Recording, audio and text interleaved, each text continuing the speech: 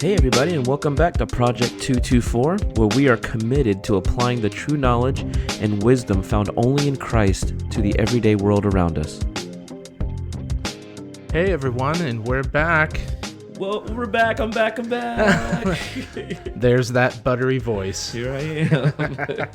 How's it going, man? It's good to be back. Good to have you back. Yeah, it's good. Seth did a great job. Yeah. Filling in last time. Yeah, he did do a great job. I really It was enjoyed great to have him on there, and Yeah. maybe in the future we'll have him again. That Yeah. was a good topic, and I think something that definitely we could go further on, especially in the discipleship aspect. I know you and I talk about it all the time, and it's a big part of our ministry even. Right. Yeah, it was really good to hear. Is because you and I talk a lot, so it was good to hear just Seth's views on things like that and just have a different perspective. So yeah, I think it was good. Absolutely. And I heard at the beginning he was talking about my buttery voice and stuff like that. And I don't even know how that happened. That was awesome. It made me though. smile. I was actually driving when I was listening to the podcast, and I was like, it made me smile. So I said, thanks, Seth. Thanks for saying I was buttery. Well, good. Well, how you been doing this week? Oh man, been doing good. It's been a good week. Good. Work's been great. Church has been great. Ministry has been good this week. Yeah. Meeting with some young men in our ministry and just talking with them and just really been encouraged about the state of the church. Good. Just really trying to work out what it means to sacrificially give yourself. When you're in ministry for a lot of years, you can kind of forget what that looks like and what that means. Yeah. And I've just been grateful lately. I've been finding myself more grateful about just where God has me. I don't know if that makes sense. Yeah, that's definitely. kind of random, but No, definitely. It's been great for me too to just I love our ministry. I Yeah. love our church that we're going to, and these are some exciting times. Yeah, I think there's some times that are very pivotal in some of the aspects of the church and what the gospel means and Absolutely. what we should be doing. And but I'm glad that you and I are working together and we can really stand in the gap for some of these issues with the people that we minister to. I think it's been great. yeah. It was pretty cool because I was talking to my mother-in-law today actually, and I was talking about the podcast, and she says, "What's a podcast?" She's like, "What does that mean?" And I was trying to explain it to her, and she says, "Well, that seems really good." She goes, "I'm just glad that it's another avenue to get the gospel out." And I was like, "Exactly." Yes. Where technology goes, that's where we want to go. Because that's where people are. Absolutely. I mean, that goes back to a couple podcasts ago when we were talking about, just doing things excellently and reaching the gospel with all different things. And Christians got to dominate the airwaves too. Right, for sure. And it's been good to hear feedback from people, getting texts and calls and people stopping us at church and just places just saying that they've enjoyed the podcast and stuff. So Yeah, it's been definitely. encouraging. And those who can't talk to us in person, be nice if we got some email. Yeah. Email's been a little dry. Yeah, send us some emails. Project224podcast@gmail.com. So We'd love to hear from you. absolutely. Yeah, no, I've had a pretty good week. Greek is going pretty well. You just started back, right? Or last couple weeks? Yeah, about 2 weeks ago. Okay. So we do them in modules, 4-week modules. So Right. we did 4 weeks, then I had 1 week off, and then 4 more. And so we're on week 3. This coming Saturday will be week 3 of those. Oh, so you're almost So, done with this module. Yeah. Okay. Nice. Yeah. So it goes by quick. It's Yeah. like a very quick, intense time, and then you get a week to breathe a little bit, and then you got to get your mind back into gear. It's almost like when you're exercising and you don't want to go to the gym, and then as soon as you're in the gym, you're like, man, I'm sure glad I'm here. Right, yeah. That's how it feels too. It's Right. like, I don't want to get up and go to Greek class this morning. This is terrible. I made a terrible decision, and what am I doing with my life? And then all of a sudden, you go and you're like, this is great. I'm glad Right. I'm here. So That's good. I've been learning, and it's so cool to translate the Bible. I bet. Like in our exercises that we have to do on a weekly basis, there'll be a passage of scripture.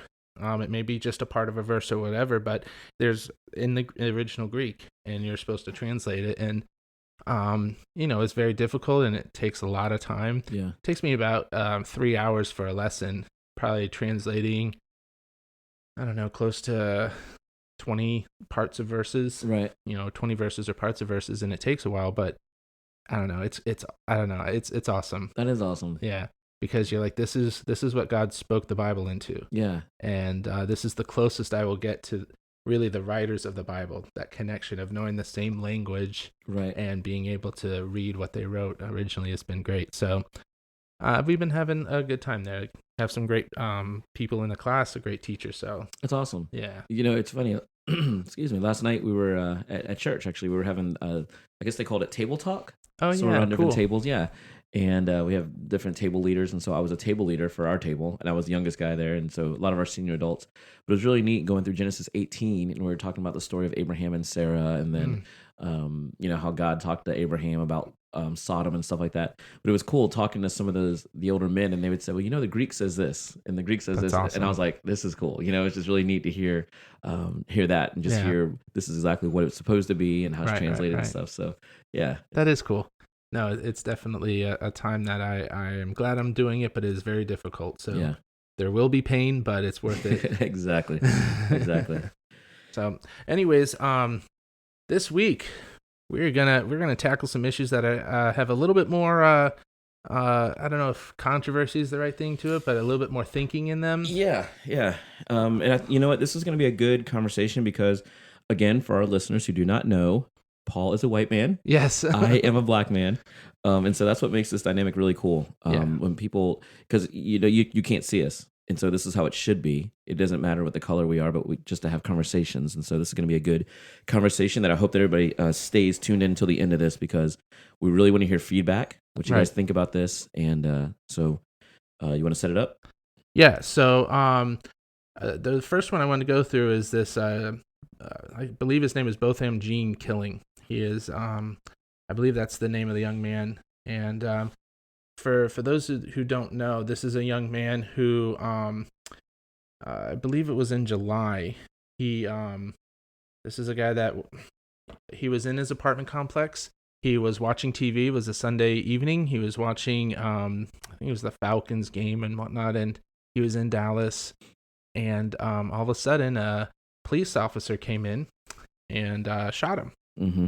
And what it turns out that it was, unfortunately, was at least all that we know right now was it was a young lady who had just gotten off of shift as a police officer, Right. and she went to the wrong floor. So it was the same apartment number, just off by a floor. Right. And she went into the home and she shot him, thinking he was burglarizing the apartment. And there's been a lot of fallout from this. Number one, I mean, as we all know, a hot topic is having a white cop shoot a black man. Right. An unarmed black man especially. Right. And then just kind of the fallout of he was in his home. Mm-hmm. And the safest place you would think you can be. Yeah. And he was watching TV and not doing anything, threatening. Right. And unfortunately, he is dead now, and that really has hurt some people, and rightly so, because it's been difficult. It's been difficult to understand what's going on in this situation. Right. Yeah. So, especially because I don't know if you noticed, but the stories have kind of changed a few times. Like I've read different articles with different stories. Yeah. Was the door open? Was it locked? Right. Was it propped open? Was he sitting? Was he standing there? Was he right at the door? Did he answer the door, or was he sitting across the room? Yeah. So many different stories. Did they have a relationship prior to or not? Was there yelling? Some people said that there was yelling first, and then there was a shooting. And that's part of the problem is there's been so many things going on, and we don't know necessarily what's going on. Right. But I think first and foremost, I think as Christians, I think the first thing that we have to do is understand that this was a person. This is a person who has died. Right. This is a human. This is an image bearer. Mm-hmm. And for that reason, there should be time where we take pause and mourn and just say, this unfortunately. Now there is evidence that this man did lead worship in church once in a while, and that he may have been a Christian. Mm-hmm. And so praise the Lord if he's in heaven now. Right. He's better off than we are. Exactly. I'm not saying that justifies what happened, but praise the Lord for that. But, this is a man that stood before his maker and had to give an account. Right. And I feel bad for his family. Yeah. It's hard. It's hard, especially the way it was done, because you never think to get that call. Yeah. And especially in the way it happened. Yeah. It just seems so, as the world would say, it just seemed what a random act. Right. We're sitting here saying God's sovereign. Right. But man, what a like, God, what were you doing in that one type of, Right. reaction. And yeah, no, I mean, and you sit there and think to yourself, could that be me? Right. And as we pointed out before, you say, could that be me watching TV? I have kids. I have a son who is black, and I think about this. Yeah. Could that be him? And Absolutely. it's definitely tough. But I think one of the things too that we have to remember too, and we can be joyful for in our own, is we see the terribleness of sin, and we see the terribleness of depravity, and depravity has taken kind of its ultimate thing in death. It has taken, but we can also be reminded at the same time how Christ has overcome death. Mm-hmm. And that's something that we are going to discuss some hard issues here, but I think the overarching an overarching thing, at least that we need to have in the background, is praise the Lord for the gospel. Yeah, absolutely. And that all wrongs will be righted one day. Mm-hmm. And everyone will get justice, whether that be those sins being put on the cross and paid for by Jesus, or whether the perpetrator, pay for those sins in hell. And praise the Lord that he's sovereign and just. Right. Now, that doesn't mean that we don't still need to pursue some things here on earth. I think one of the things we have to remember, Proverbs 18:13, he who determines matter before he hears it out, it's folly to him. Mm-hmm. One of the things that you have to be really careful of, I think, is wanting an outcome before you know the facts. Right. It's well, now, especially in today's society, everybody's calling for someone's head really quick. Right. On things. If anything happens. Now, it's interesting because obviously, like I said before, I'm a black man. And so, I grew up north, and right now I'm married to a white woman who's blonde, blue eyes, short girl. So, I see the looks. I know I've talked about this before in one of our podcasts, but I see the looks and stuff like that. And so I've thought about this when all this is happening. In some ways, I try to protect her to not think so much about that, because I don't want her to not grow up, she's grown up, but to wake up each day, if I'm not around, thinking that. Like, what if someone comes to my door knowing that my husband's black and says, hey, we don't want you living in this neighborhood anymore? Right. Because, who knows nowadays what's happening, And so I think about that sometimes, and Lord willing, if we have children, if they're out somewhere and it says, oh, your mom and dad are black and white, well, we don't like that. Right. Do you remember what happened with Trayvon? Do you remember what happened with this and that and all these issues? And so what you and I have talked about a lot about the Imago Dei. We've talked about how we've all been created in the image of God. And so I think what's happening, obviously we see it, is the fruition of Scripture is coming true in today's society of we don't hold humanity how we should. Even as a child, when I was younger, I remember thinking, man, if something happened to someone in a tragic way, you mourn that person, regardless, black or white, no matter what. Nowadays, it doesn't matter. It's like, if a black person dies, then the black community mourns for them. If a white person dies, it's the white community. And the lines are so divided right now, it's dangerous. And on top of that, you and I have talked a little bit about this. It's starting to come into the church. Yes. A lot. Yes.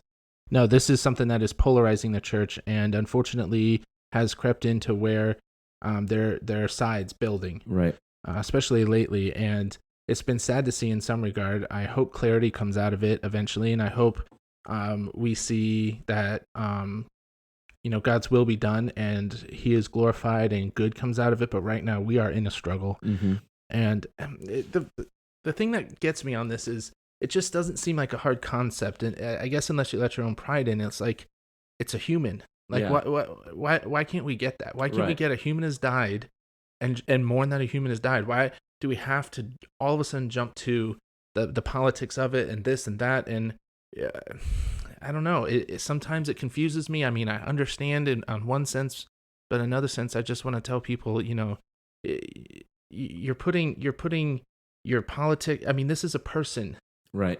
You're making this person less than person when you only look at him through the lens of either race or oppressed or oppressor, or those types of lenses. Like, look at him as a person, and what does the Bible say about that? Because the Bible does have a lot to say about it. Absolutely it does. And you know what, now could be a totally random question, but sure.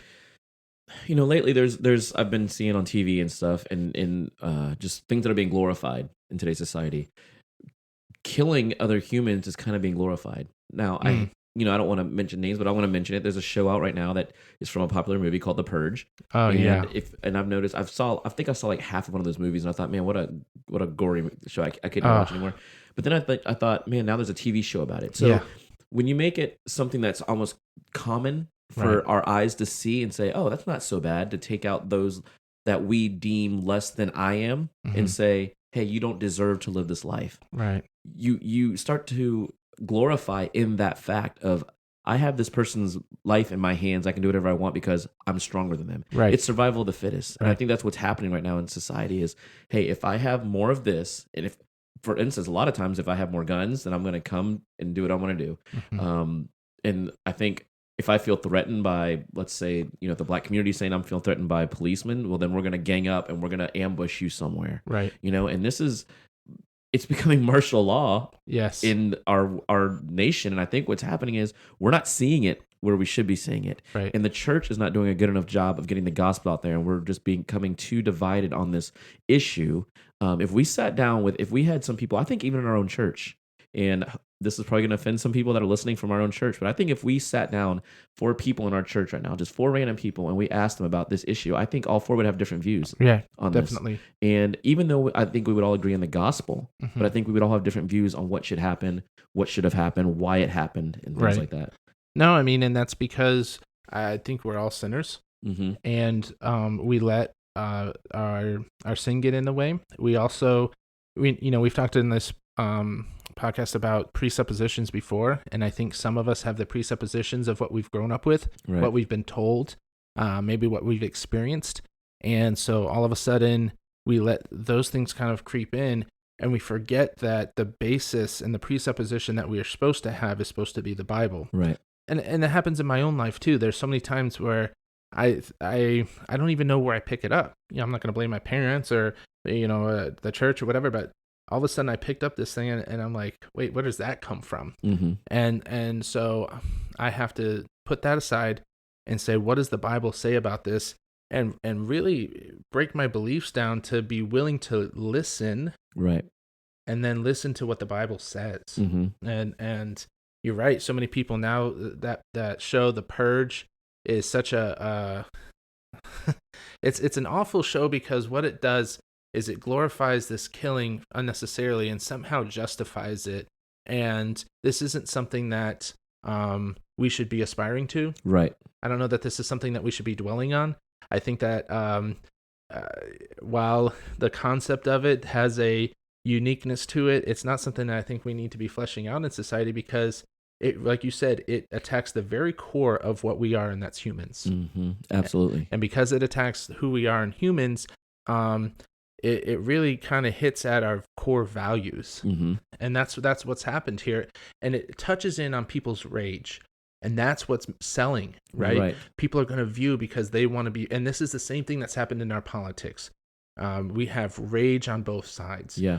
And, you have the alt-right, and you have, the Antifa type stuff. And then you have all the differing degrees all the way into the middle of what this rage is.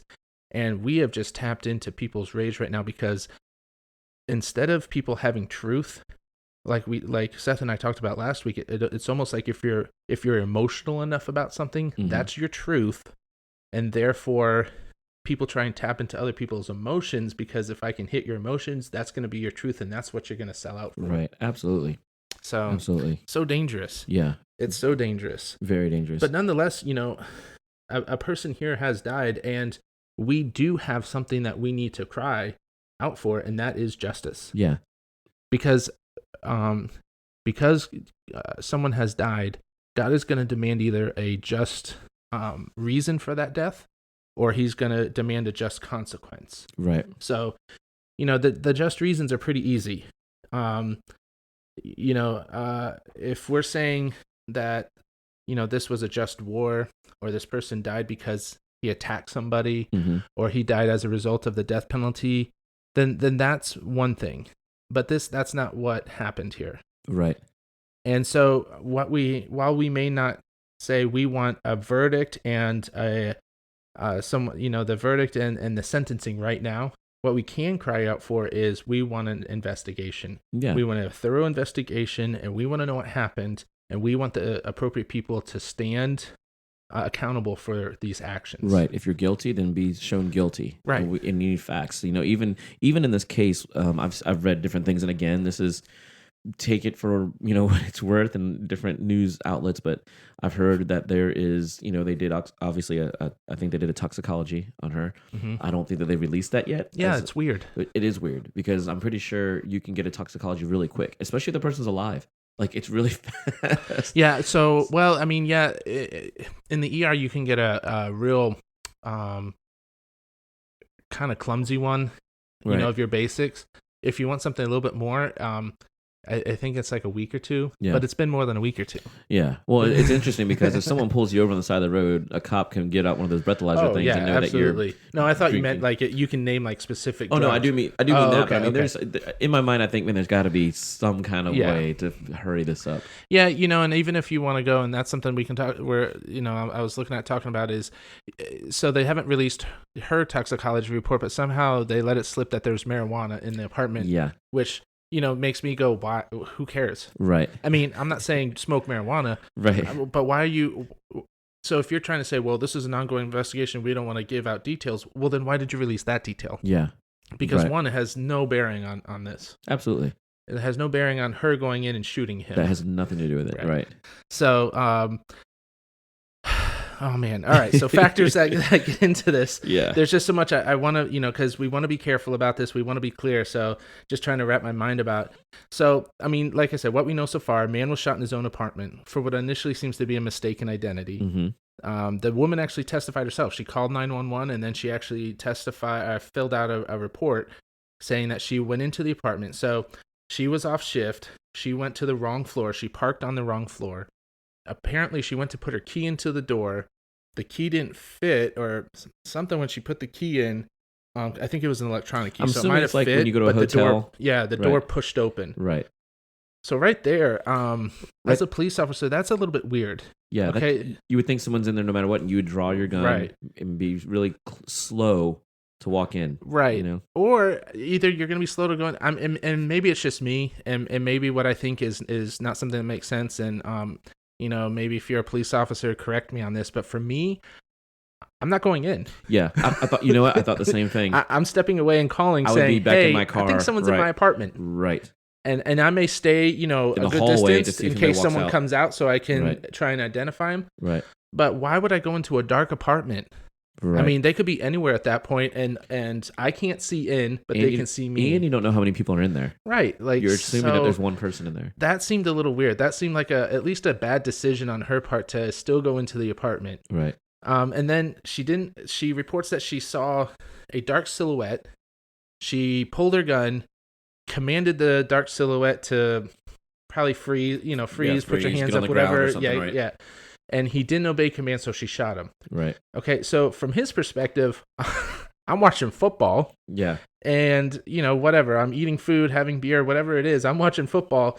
And all of a sudden, the door opens. I look over and someone's yelling at me to get on the ground. And I'm like, are you crazy? Right. Yeah. Yeah. And then all of a sudden I get shot, Right. this is nuts. What's crazy about it too, and now I could be wrong, but I don't know if I saw this anywhere, but I don't think there's anywhere in this statement where it says that he came at her.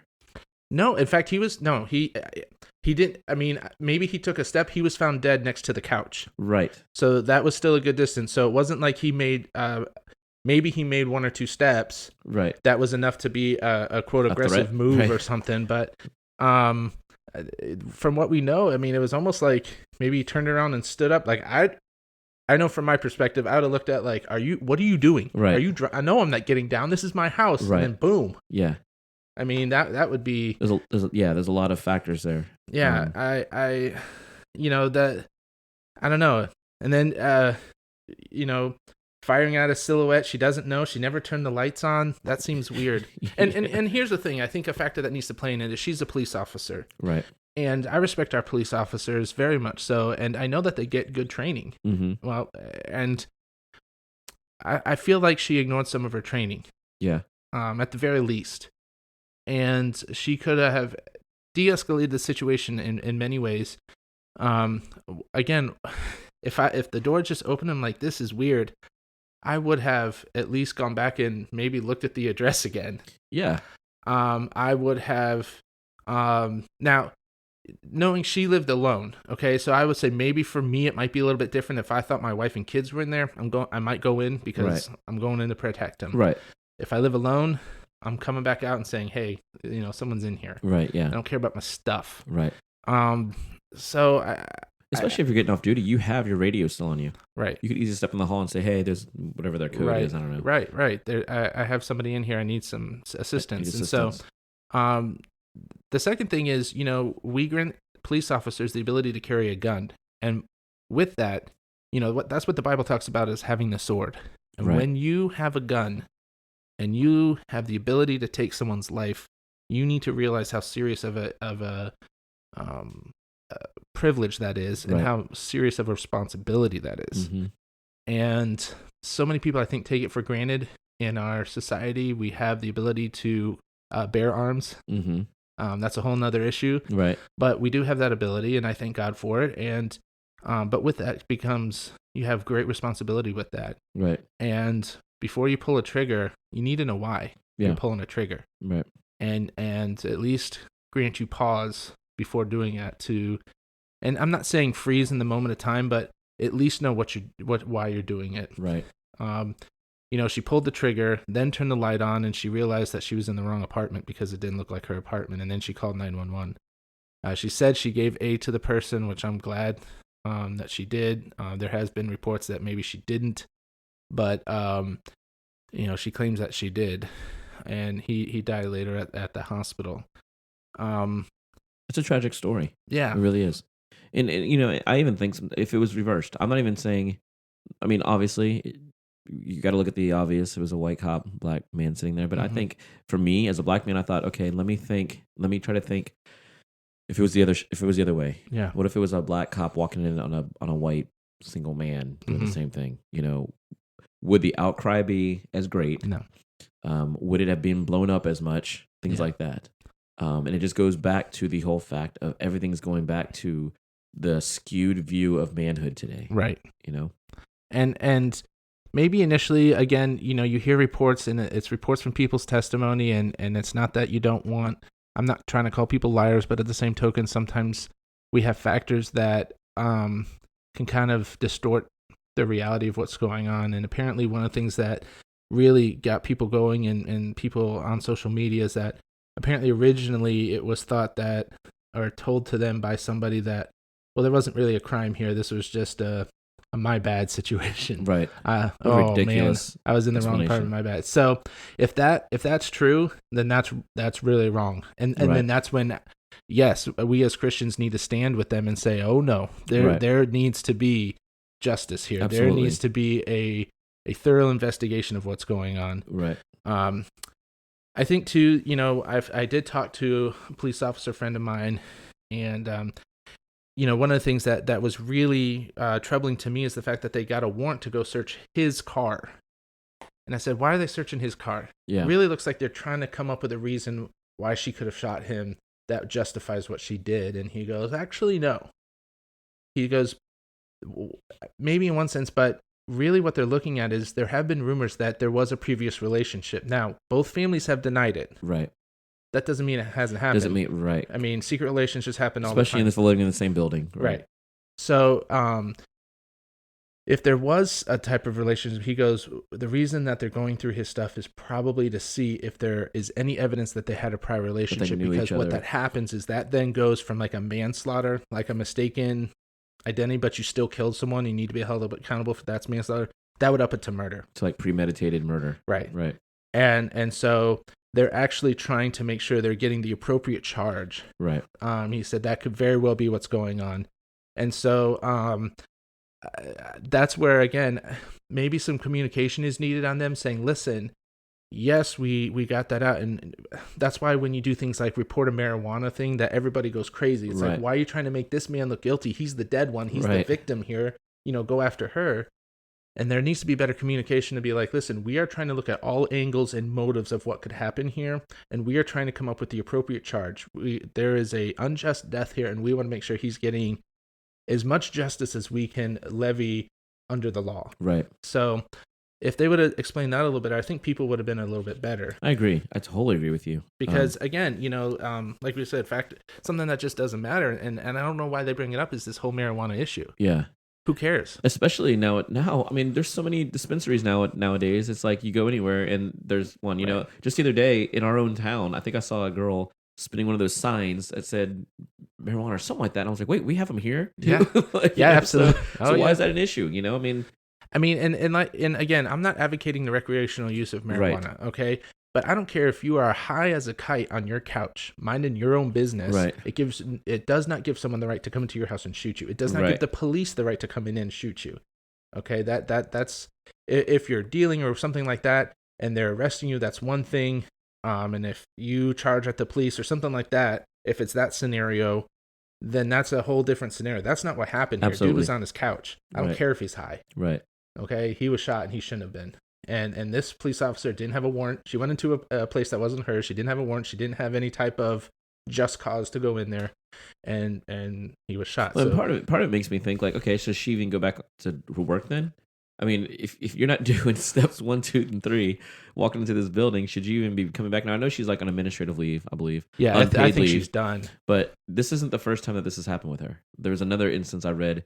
I can't remember what year it was, but there was another instance where she was on administrative leave as well. Really? I think someone went after her taser or something like that. Someone went to grab her taser. Okay. And I believe that she shot them. Maybe it wounded them or something like that, but she shot them. Okay. So now I read this in an article. So if that's true, well, and she's only been on the force, I believe, 5 years? Right, 5 or 6 years, yeah. So if you have two instances like that, where you're trigger happy, I guess you can say, in a little bit, where you're not like you're not escalating it down, you're not being rash, that's an issue, you know? Yeah, definitely. I think that, at the very least, I think she's done as a police officer because, I mean, I don't see, honestly, unless there's evidence that comes out that we don't know about, I don't see any way around her doing jail time.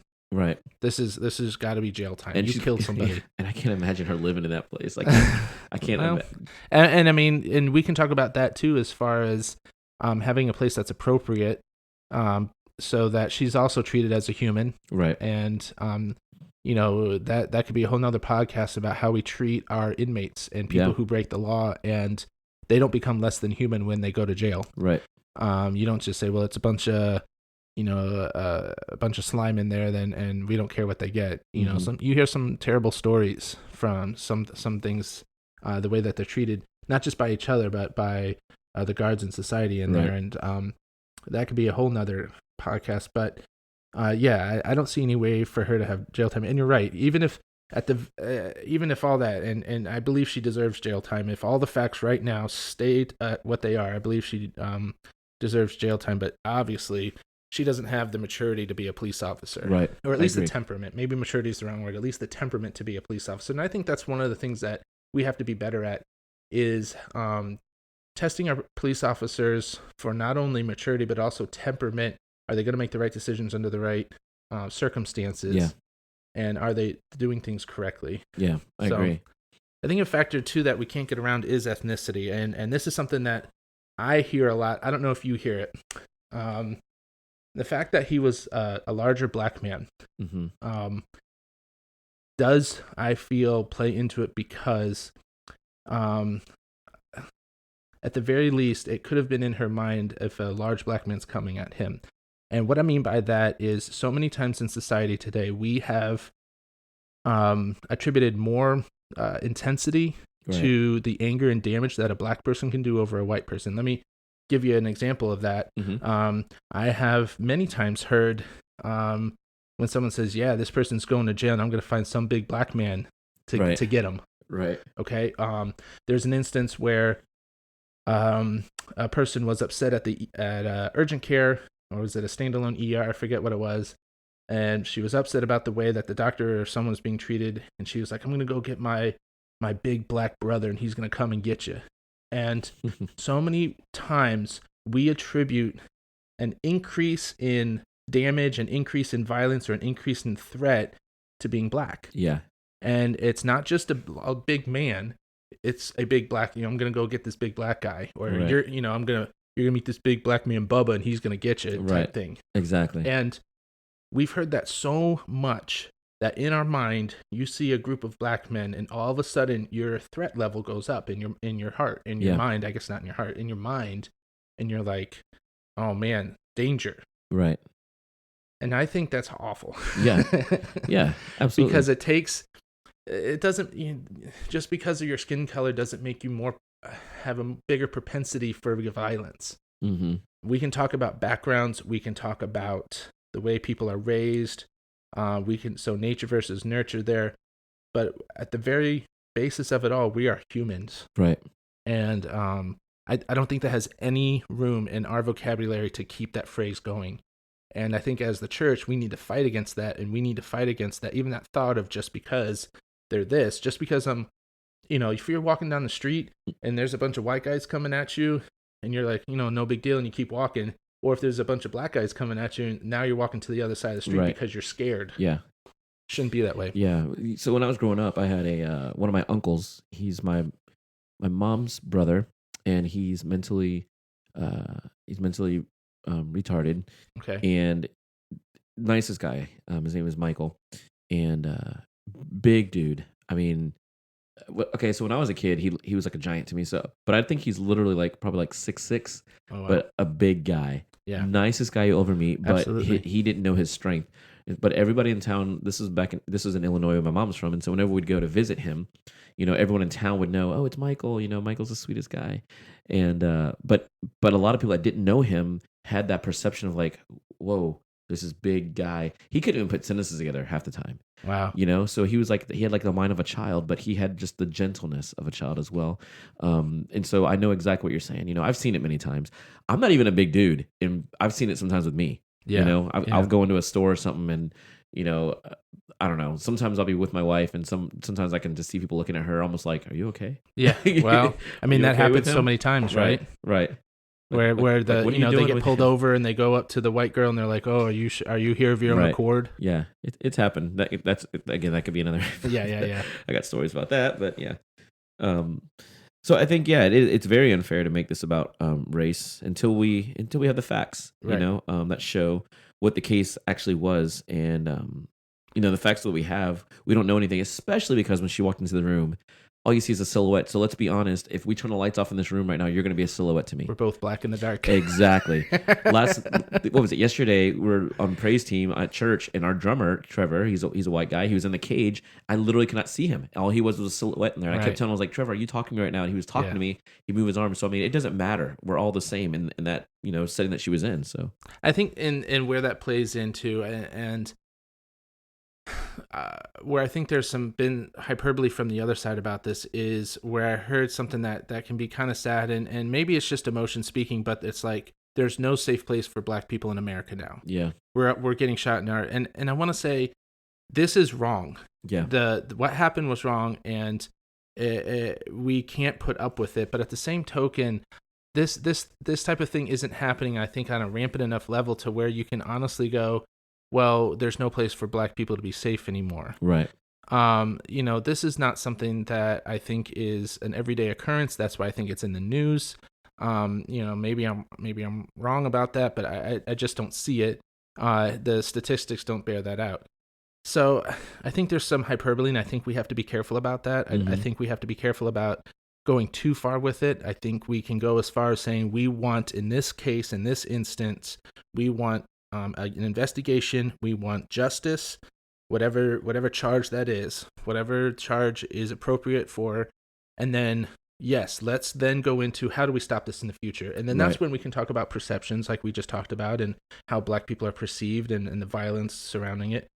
But I don't think this is something that we necessarily have to go, see, here we go, Right. We're not safe anywhere, because, and maybe you know better than me, I don't think that's a truth. Yeah, I agree with you. I totally agree with you. I don't think it's the truth, and again, I think it comes back to the fact that we've lost that humanity. Right. We've lost the humanity of what it means to be just a human.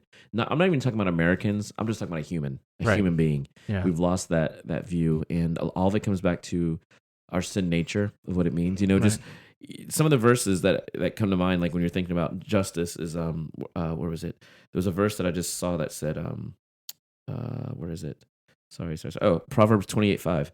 Evil men do not understand justice, but those who seek the Lord understand it completely. Yes. I think that hits it on the head Yeah. because you can see it. Yeah. And Isaiah 1:17, learn to do good, seek justice, correct oppression, bring justice to the fatherless, plead the widow's cause. Yeah. And you can insert so many different things that we should be Yeah. pleading for so many different people, the underprivileged, the ones that don't have any hope, the ones that just seem like everything's against me. I don't have anyone defending me. Right. And that's what we're supposed to do as believers, as Christians. We defend those who can't defend themselves. Right.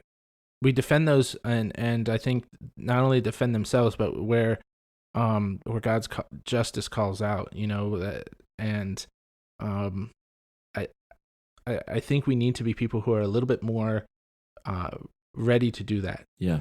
And willing to stick our neck out for that. Mm-hmm. And when we see something is wrong, we're so quick on so many other issues of so just throw it out there, abortion. We're so quick on abortion to talk about the unborn child and how it's murder and murder's wrong and okay, well, we have other cases where people are getting killed. Right. Where's the church on that? Right. So and some people might say, well, we know it's wrong, so we have the laws in place. Well, okay, but are the laws being applied? Right.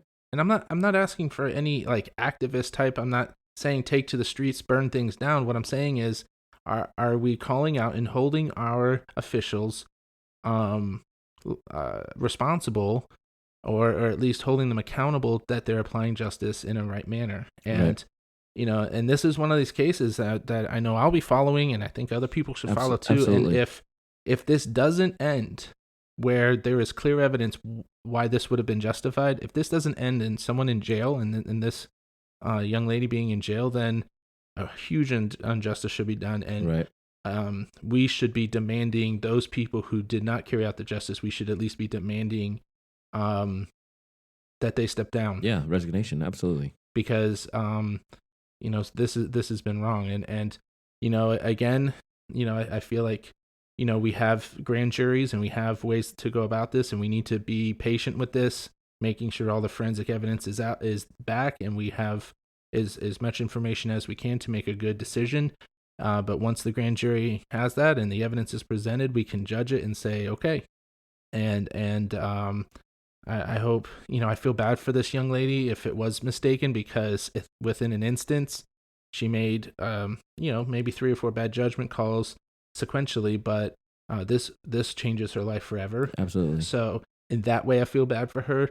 That in no way mitigates my call for justice for what's been done, because as much as I feel bad for her, a person has died. Right. I can't get around that. Right. And I think that's what we talk about, like some takeaways that we can take from that. What you just said, it's a tragedy. Someone has died for unjust reasons. And this is where the church needs to rally around. You know what? If this police officer needs the Lord or not, this is where the church in that area should, instead of, castigating her or casting her out, saying, hey, Christ has shown us forgiveness. Right. We want to show you forgiveness. Right. This is what needs to happen. This is Christ. He is forgiving you of your sins, Right. Yes, this is a tragedy, but man, in these tragedies is where the beauty of the gospel can shine through. Right. And say, a lot of times, let's be honest, it doesn't. Right. Because the church is afraid to kind of step over those lines. Well, we have these sins that we think, there was no sin that God couldn't overcome, but we pretend like there are sometimes. It's like, well, you did this, therefore we're not going to give you the gospel even. Right. And almost like a Jonah, like, I hate you so much for what you've done. That we're not going to give the gospel. We're going to withhold it from you. And that's wrong. Right. I think the gospel's needed both. I think the gospel's needed for her. It's like, listen, you may need a just consequence because that's what God's law talks about, but let's talk about eternal God's law and how forgiveness can be achieved through the gospel. Absolutely. The family needs to know, listen, God is sovereign and the gospel overcomes death. And let me tell you how God's justice will calm you, will suffice for your life, and how you can live your life without harboring a bunch of ill will and terrible feelings, and that will eat you away. Right. And that's how you can put in, you put those things on the Lord. So the gospel is needed in both parties in this instance. And may we not forget that. Yeah.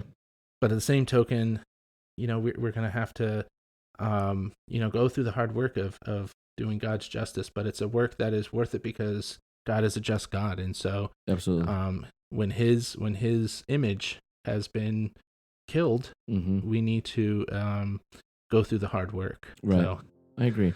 whew, man, I'm tired on that. My brain is tired. Yeah. But it's good. It's so good that we can talk about these types of things. Yeah. I mean, I think this is why we wanted to do this podcast. Yeah. We don't want to shy away from issues that are happening. Sure. And man, if you're listening to this right now, just wait till our next one.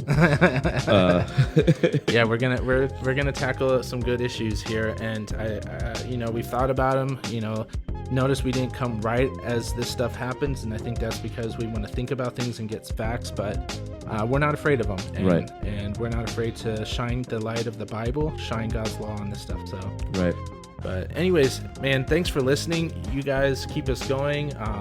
We really appreciate all the listens and likes and shares we get and all the positive feedback we get. Yep. We would love a lot more feedback if you can share this podcast with whomever, like the episode, share it, leave reviews, tell your friends about it. 5 stars. We need 5 stars. 5 stars. 5 stars.